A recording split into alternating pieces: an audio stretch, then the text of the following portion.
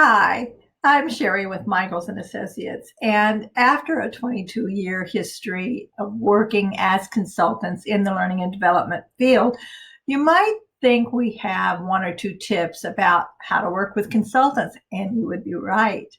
And that's what we're going to talk a little bit about today. There are a lot of things to know about working with consultants, but but here are some highlights.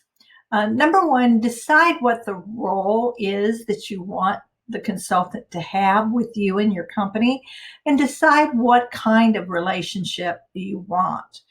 The consultant can simply carry out your orders, more or less be an order taker adjunct to your environment, or the consultant can take initiative to explain to you the impact of the decisions that you make.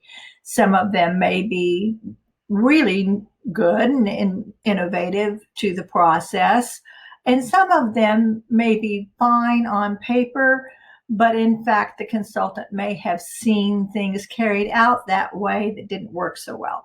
So being a consultant in a mentoring kind of way, or in a way that explains how the process might not work as expected, that is something you need to define with them so that they know they're not stepping over any boundaries.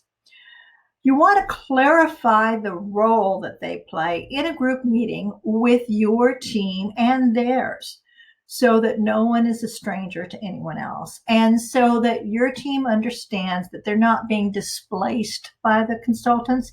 They are being aided by the consultants. They're just a temporary adjunct to that team. And then you want to define the direction and preferences that you want the consultant to take into consideration as they work forward.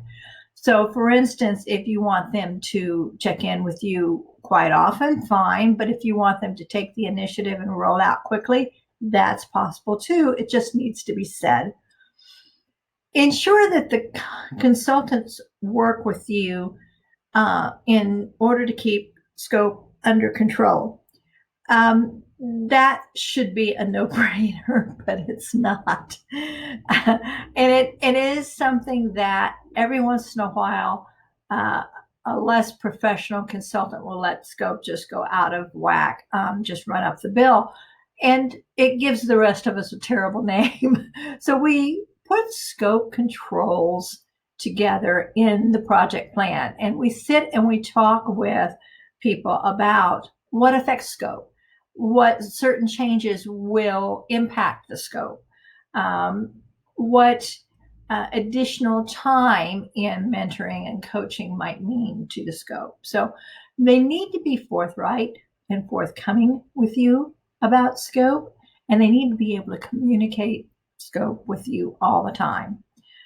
You want to kick it off properly. I have seen a lot of kickoff meetings in 22 years, you can bet on it. And some of them have not been all that good. If we have control of the kickoff meeting, it goes like clockwork. And everyone in the room knows what their roles are, what the responsibilities are, and what they can expect through the process. I have not yet seen people come out of one of our kickoff meetings without saying to one another, "This is very impressive." And the reason is because it's not done very well a lot. So we can stand out there. But what I will tell you is that a really well-run kickoff meeting means that the project will go well, whatever that project is, because everyone knows what the score is from day one. Expect your consultant to have a good feedback loop with you, one that keeps you apprised at all times where things are, where the deliverables are, how close we are to the deadline, whether or not we're likely to miss the deadline for whatever reason, including the fact that SMEs can't get together or whatever happens. There are a lot of things that can impact scope and deadline. but expect to be able to get feedback from your consultant and to give feedback to them on a timely basis so that they can comply with your expectations. And then expect them to show you planned benchmarks and for you to have some checkpoints to get back with them.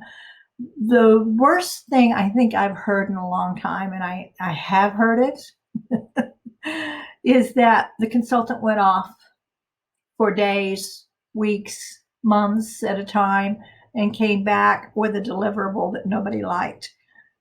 That is horrendous. That's a horrible thing to have happen. And in order to avoid that, the benchmarks and checkpoints should be put in place, and you should be expecting to see those things. You expect your consultant to at least provide that.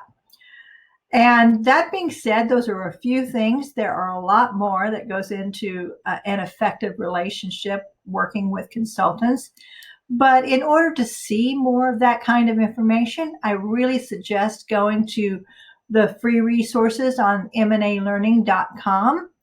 And the other thing that you could do is reach out to me, and we'll be happy to speak with you. You take care. You have a great finish to the week and a wonderful weekend.